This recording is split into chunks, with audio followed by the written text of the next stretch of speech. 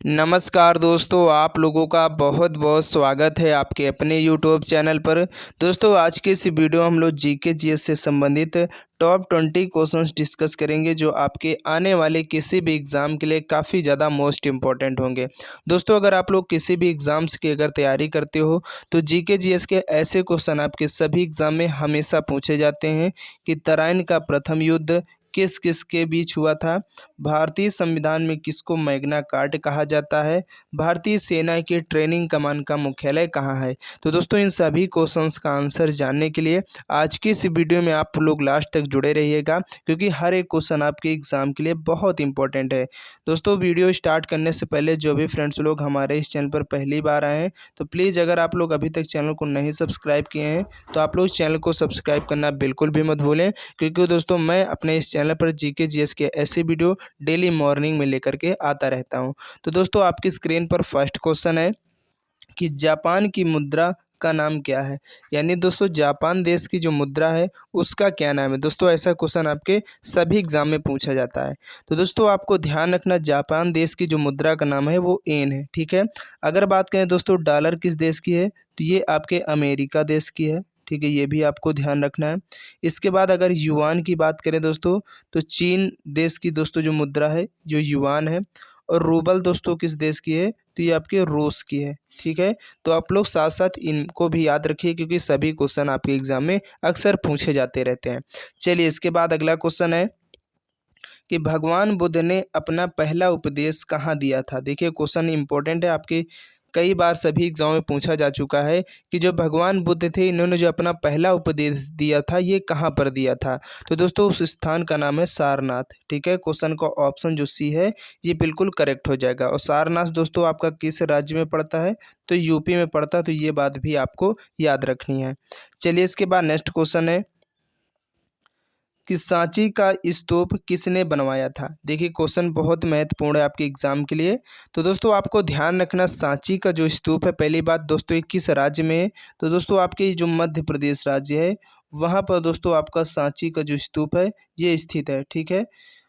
और अगर बात करें दोस्तों इसका जो निर्माण वो किसने करवाया था, तो दोस्तों अशोक, जो सम्राट अशोक थे, इन्हीं के द्वारा सांची के स्तूप का निर्माण करवाया जाता है, यानी बनवाया जाता है। क्वेश्चन का ऑप्शन जो यहाँ पर है ये बिल्कुल करेक्ट हो जाएगा, तो आपको ध्यान रखना है। चलिए, इसके बाद अगला क्वेश्चन है जो कि बहुत इंपॉर्टेंट क्वेश्चन है कि भारतीय संविधान के अंतर्गत संघ और राज्यों के बीच शक्तियों का विभाजन किसकी प्रेरणा पर आधारित है। यानी दोस्तों, हमारे जो इंडियन कॉन्स्टिट्यूशन में यानी भारतीय संविधान में जो संघ और राज्यों के बीच शक्तियों का विभाजन है ये किस देश के संविधान से ग्रहण किया गया, इस क्वेश्चन का मतलब ये है। ठीक है। तो आपको दोस्तों याद रखना, क्वेश्चन बहुत इंपॉर्टेंट दोस्तों, अमेरिका का देश का जो संविधान है वहाँ से दोस्तों हमारे जो भारतीय संविधान में संघ और राज्यों के बीच जो शक्तियों का विभाजन है ये यहाँ से प्रेरित है, यहाँ से लिए गए हैं। तो क्वेश्चन का ऑप्शन यहाँ पर डी करेक्ट हो जाएगा। चलते हैं नेक्स्ट क्वेश्चन की तरफ। नेक्स्ट क्वेश्चन है दोस्तों, और बहुत इंपॉर्टेंट प्रश्न है कि तराइन का प्रथम युद्ध किस किस के बीच हुआ था। दोस्तों, इंपॉर्टेंट है क्वेश्चन, आपको याद रखना है। ये हिस्ट्री से रिलेटेड क्वेश्चन है और अक्सर बहुत बार आपके एग्जाम में पूछा जा चुका है कि तराइन का जो प्रथम युद्ध है ये किस किस के मध्य हुआ था। तो आपको दोस्तों ध्यान रखना, ये जो युद्ध होता है दोस्तों मोहम्मद गौरी और पृथ्वीराज चौहान के बीच होता है। यहाँ पर क्वेश्चन का ऑप्शन सी हो जाए। अगर बात करें दोस्तों तराइन का जो पहला युद्ध है ये कब होता है, तो आपको याद रखना 1191। दोस्तों, 1191 में तराइन का जो पहला युद्ध होता है किसके किसके बीच, तो मोहम्मद गौरी और पृथ्वीराज चौहान के बीच होता है। तो इम्पोर्टेंट है, ये दोनों पॉइंट्स आपको बिल्कुल याद रखना है। चलते हैं, इसके बाद हम लोग नेक्स्ट क्वेश्चन की तरफ बढ़ेंगे। अगर दोस्तों वीडियो पसंद आ रही तो फटाफट वीडियो को लाइक कर दीजिएगा, क्योंकि ऐसे क्वेश्चन आपको अगर लग रहा है कि हमारे एग्जाम में पूछे जाते हैं तो ज़्यादा से ज़्यादा अपने दोस्तों तक इस वीडियो को शेयर कर दीजिए। अगर चैनल में पहली बार आए हैं, अगर आप लोग अभी तक चैनल को नहीं सब्सक्राइब किए हैं तो प्लीज़ चैनल को सब्सक्राइब करना आप लोग बिल्कुल भी मत भूलिएगा। तो दोस्तों, यहाँ पर नेक्स्ट क्वेश्चन है कि देश में सर्वाधिक लंबी दूरी तय करने वाली रेलगाड़ी कौन सी है। यानी दोस्तों, भारत देश में जो सर्वाधिक लंबी दूरी तय करने वाली जो रेलगाड़ी है वो कौन सी है, उसका क्या नाम है, तो दोस्तों उसका नाम है विवेक एक्सप्रेस। ठीक है। क्वेश्चन का ऑप्शन जो ए है ये बिल्कुल करेक्ट हो जाएगा। इसके बाद अगला क्वेश्चन है कि निम्न में से कौन सी कृति रविन्द्रनाथ द्वारा रचित है। यानी दोस्तों आपको इनमें से बताना है, इनमें से कौन सी ऐसी कृति है जो रविन्द्रनाथ टैगोर द्वारा लिखी गई है, रचना की गई है। तो अगर बात करें दोस्तों गीतांजलि की, तो ये रविन्द्रनाथ टैगोर जी की ही है। चित्रा किसकी है दोस्तों, ये भी रविन्द्रनाथ टैगोर जी की है। और पोस्ट ऑफिस दोस्तों, ये भी रविन्द्रनाथ टैगोर जी की है। तो यहाँ पर दोस्तों इस क्वेश्चन का जो ऑप्शन सी है, सॉरी डी है, ये बिल्कुल करेक्ट हो जाएगा, ये सभी। यानी आपको ध्यान रखना दोस्तों, गीतांजलि किसकी है, क्योंकि ये सभी बहुत इंपॉर्टेंट रचनाएं हैं, आपकी एग्जाम में अक्सर पूछी जाती हैं। तो गीतांजलि दोस्तों किसकी, वो भी रविन्द्रनाथ टैगोर की। चित्रा किसकी दोस्तों, ये भी रविन्द्रनाथ टैगोर जी की है। और आपकी जो पोस्ट ऑफिस है, ये भी किसकी है दोस्तों आपकी, तो ये भी आपकी रविन्द्रनाथ टैगोर जी की। तो ये तीनों जो रचनाएं हैं, ये किसकी हैं, तो आपके रविन्द्रनाथ टैगोर जी की। तो आपको इनको ध्यान रखना बहुत इंपॉर्टेंट है। चलिए इसके बाद अगला क्वेश्चन है कि कानपुर किस नदी के किनारे अवस्थित है। आपके एग्जाम में पूछ लिया जाता है, जो नदियों के किनारे बसे हुए फेमस शहर हैं उनसे संबंधित क्वेश्चन जरूर पूछा जाता है। तो आपको ध्यान रखना, अगर बात करें कानपुर की, तो दोस्तों कानपुर जो आपका ये गंगा नदी के तट पर स्थित है। तो यहाँ पर इस क्वेश्चन का ऑप्शन डी हो जाएगा।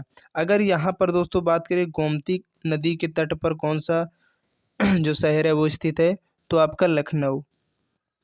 दोस्तों जो लखनऊ है ये किस नदी के किनारे है, तो आपकी गोमती नदी के किनारे। ठीक है, तो ये बात आपको याद रखें क्योंकि क्वेश्चन बहुत पूछा जाता है आपके एग्जाम में। ठीक है, चलिए इसके बाद अगला क्वेश्चन है कि सूरज कुंड मेला कहाँ आयोजित होता है। तो दोस्तों ये भी क्वेश्चन बहुत इंपॉर्टेंट है। मेले और उत्सव से संबंधित आप कोई भी एग्जाम की तैयारी करते हो क्वेश्चन जरूर आता है। तो आपको ध्यान रखना दोस्तों, अगर बात की जाए यहाँ सूरज कुंड मेले की, तो दोस्तों इसका जो आयोजन होता है फरीदाबाद। दोस्तों फरीदाबाद कहाँ पर पड़ता है, ये एक जिला है जो कि कहाँ पर दोस्तों पड़ता है, हरियाणा राज्य में। ठीक है, तो आपको ध्यान रखना हरियाणा राज्य में जो आपका फरीदाबाद डिस्ट्रिक्ट है, वहाँ पर दोस्तों आपका जो प्रत्येक साल सूरज कुंड मेले का आयोजन किया जाता है। तो ध्यान रखना है। नेक्स्ट क्वेश्चन है कि राष्ट्रीय खेल दिवस अगस्त को किसके जन्म दिवस पर मनाया जाता है। देखिए क्वेश्चन बहुत इंपॉर्टेंट है, आपको दोस्तों ध्यान रखना। अगर बात करें राष्ट्रीय खेल दिवस की, तो दोस्तों ये अगस्त में मनाया जाता है। कब मनाया जाता है, तो ये बात आपको कमेंट बॉक्स में बतानी है। और किसके जन्म दिवस पर मनाया जाता है, फटाफट इस क्वेश्चन का आंसर आप लोग दीजिएगा, क्या होगा।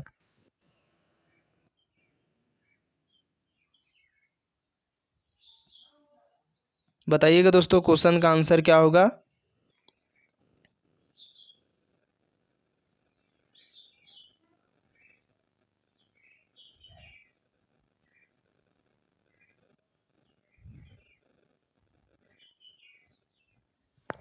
तो दोस्तों यहाँ पर इस क्वेश्चन का जो आंसर हो जाएगा, जो राष्ट्रीय खेल दिवस है अगस्त में मनाया जाता है, किसके जन्म दिवस पर मनाया जाता है। तो दोस्तों इस क्वेश्चन का जो आंसर हो जाएगा ऑप्शन डी, मेजर ध्यानचंद। दोस्तों जो मेजर ध्यानचंद थे, इन्हीं की याद में दोस्तों ये जो राष्ट्रीय खेल दिवस है ये मनाया जाता है। तो आपको बिल्कुल याद रखना, बहुत बार ये क्वेश्चन आपके सभी एग्जाम्स में पूछा गया है। ठीक है, तो आपको ध्यान रखना है। अगर बात करें दोस्तों ये कब मनाया जाता है, तो दोस्तों ये 29 अगस्त को। दोस्तों आपकी जो 29 अगस्त डेट है, इस दिन दोस्तों जो है अगस्त के महीने में मनाया जाने वाला एक बहुत महत्वपूर्ण दिवस है। तो आपको ध्यान रखना है। चलिए इसके बाद अगला क्वेश्चन है कि भारतीय संविधान में किसको मैग्ना कार्ट कहा जाता है। देखिए ये भी क्वेश्चन आपके अक्सर एग्जाम में बहुत बार पूछा गया है। तो आपको ध्यान रखना दोस्तों, भारतीय संविधान में जो मैग्ना कार्ट कहा जाता है वो दोस्तों किसे कहा गया है, तो ये दोस्तों कहा जाता है मौलिक अधिकार को। क्वेश्चन का ऑप्शन यहाँ पर जो भी है ये बिल्कुल करेक्ट हो जाएगा। चलिए इसके बाद अगला क्वेश्चन है कि दूध से दही बनाने के लिए कौन उत्तरदायी होता है, जीवाणु, कवक, कीटाणु या विषाणु। यानी दोस्तों दूध से जो दही बनता है इसके लिए जो उत्तरदायी माना गया है वो किसको माना गया है। तो आपको दोस्तों ध्यान रखना, बहुत बार क्वेश्चन पूछा जा चुका है आपके एग्जामों में, क्योंकि यह साइंस से रिलेटेड क्वेश्चन है। तो आपको ध्यान रखना, दूध से दही बनाने के लिए जो उत्तरदायी माना गया है वो दोस्तों माना गया है किसको, जीवाणु को। यहाँ पर इस क्वेश्चन का जो ऑप्शन ए है ये बिल्कुल राइट हो जाएगा। चलते हैं नेक्स्ट क्वेश्चन की तरफ कि ओजोन परत किसे पृथ्वी पर आने से रोकती है। यानी दोस्तों हमारे जो मंडल में, यानी वायुमंडल में जो ओजोन परत है ये किसको आने से पृथ्वी पर रोकती है? तो दोस्तों आप सभी को मालूम होगा कि ये पराबैंगनी यानी सूर्य से जो पराबैंगनी किरणें आती हैं उनको रोकने का कार्य करती है पृथ्वी पर। ठीक है, तो क्वेश्चन का यहाँ पर ऑप्शन जो ए है ये बिल्कुल करेक्ट हो जाएगा। इसके बाद नेक्स्ट क्वेश्चन है कि भारतीय सेना की उत्तरी कमान का मुख्यालय कहाँ पर है? यानी दोस्तों भारतीय सेना यानी इंडियन आर्मी की जो उत्तरी कमान है उसका जो मुख्यालय यानी हेड क्वार्टर है वो कहाँ पर है, पूछा जाता है क्वेश्चन। तो आपको ध्यान रखना दोस्तों, ये आपका उधमपुर में, यहाँ पर इस क्वेश्चन का ऑप्शन जो डी है ये बिल्कुल राइट हो जाएगा। चलते हैं नेक्स्ट क्वेश्चन की तरफ कि भारतीय सेना की पश्चिमी कमान का मुख्यालय कहाँ है? अभी आपसे पूछा गया दोस्तों उत्तरी कमान का तो उधमपुर, यहाँ पर आपको बताना है कि पश्चिमी कमान जो है भारतीय सेना की उसका हेड क्वार्टर कहाँ पर है? तो दोस्तों इसका है चंडीगढ़ में। क्वेश्चन का ऑप्शन जो ए है यहाँ पर बिल्कुल करेक्ट हो जाएगा।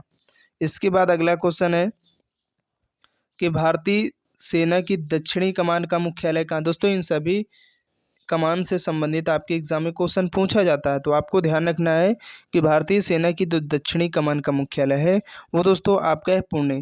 पुणे कहाँ पर है दोस्तों? तो महाराष्ट्र राज्य में। आपको ये बात भी याद रखनी है, ये महाराष्ट्र राज्य का एक जिला है पुणा। ठीक है, पुणे, तो आपको याद रखना है। इसके बाद नेक्स्ट क्वेश्चन है कि भारतीय सेना की दक्षिणी पश्चिमी कमान का मुख्यालय कहाँ? यानी दोस्तों इंडियन आर्मी की जो दक्षिणी पश्चिमी कमान है इसका जो हेडक्वार्टर है वो कहाँ पर स्थित है? तो दोस्तों जयपुर। जयपुर दोस्तों आपका कहाँ पड़ता है? तो राजस्थान राज्य में। ठीक है, तो आपको ये बात याद रखनी है, राजस्थान राज्य में दोस्तों आपका जो जयपुर डिस्ट्रिक्ट है वहाँ पर इंडियन आर्मी का दक्षिणी पश्चिमी कमान का जो हेडक्वार्टर है मुख्यालय है वो स्थित है, तो आपको याद रखना है। इसके बाद अगला क्वेश्चन है कि भारतीय सेना की ट्रेनिंग कमान का मुख्यालय कहाँ? देखिए ये क्वेश्चन आपके एग्जाम में लगातार कई बार पूछा जा चुका है, तो आपको इसको बिल्कुल याद रखना कि भारतीय सेना की जो ट्रेनिंग कमान का मुख्यालय है वो कहाँ पर है? तो दोस्तों शिमला में है। क्वेश्चन का ऑप्शन जो डी है ये करेक्ट हो जाएगा। इसके बाद अगला क्वेश्चन है भारतीय सेना की सबसे छोटी इकाई को क्या कहा जाता है? यानी दोस्तों भारतीय सेना की जो सबसे छोटी इकाई है उसको हम लोग किस नाम से जानते हैं? क्वेश्चन इंपॉर्टेंट है, पूछा जा चुका है आपके एग्जाम में। दोस्तों आपको याद रखना भारतीय सेना की जो सबसे छोटी इकाई है उसे दोस्तों हम लोग किस नाम से जानते हैं? सेक्शन के नाम से। क्वेश्चन का यहाँ पर ऑप्शन जो बी है वह बिल्कुल करेक्ट हो जाएगा। इसके बाद अगला क्वेश्चन है कि क्रायोजेनिक किससे संबंधित विज्ञान है? यानी दोस्तों क्रायोजेनिक एक विज्ञान है, लेकिन ये किससे संबंधित विज्ञान है? क्रिस्टलों में वृद्धि से, उच्च तापमान से, निम्न तापमान से या घर्षण और टूट-फूट से। तो आपको दोस्तों ध्यान रखना जो आपका क्रायोजेनिक एक विज्ञान है तो दोस्तों ये किस प्रकार का विज्ञान है? तो ये निम्न तापमान का विज्ञान है। इसमें दोस्तों जो लो टेम्परेचर की जो है इसमें स्टडी की जाती है, तो क्वेश्चन का यहाँ पर ऑप्शन जो सी है ये बिल्कुल करेक्ट हो जाएगा।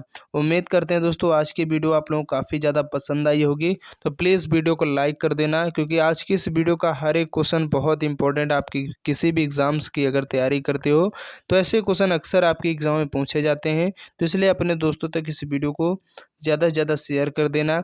और जीके जीएस को दोस्तों आप लोग अभी से अगर किसी आप क्लास में पढ़ाई कर रहे हो या किसी कम्पिटिटिव एग्ज़ाम की तैयारी कर रहे हो तो जीके जीएस को डेली पढ़ने के लिए हमारे इस चैनल पर आप लोग मॉर्निंग में आना मत भूलिएगा, और चैनल को सब्सक्राइब करना भी मत भूलिएगा, क्योंकि क्वेश्चन हर एक इम्पॉर्टेंट होता है आपके एग्ज़ाम की दृष्टि से। तो आप लोग एक भी वीडियो को मिस मत करिए, और जब भी आपको टाइम मिले तो इस वीडियो को ज़रूर देखिएगा, क्योंकि आपका जो जीके जीएस है बिल्कुल यहीं से देखने को मिलेगा। तो चलते हैं दोस्तों नेक्स्ट वीडियो के लिए, तब तक के लिए जय हिंद, जय भारत।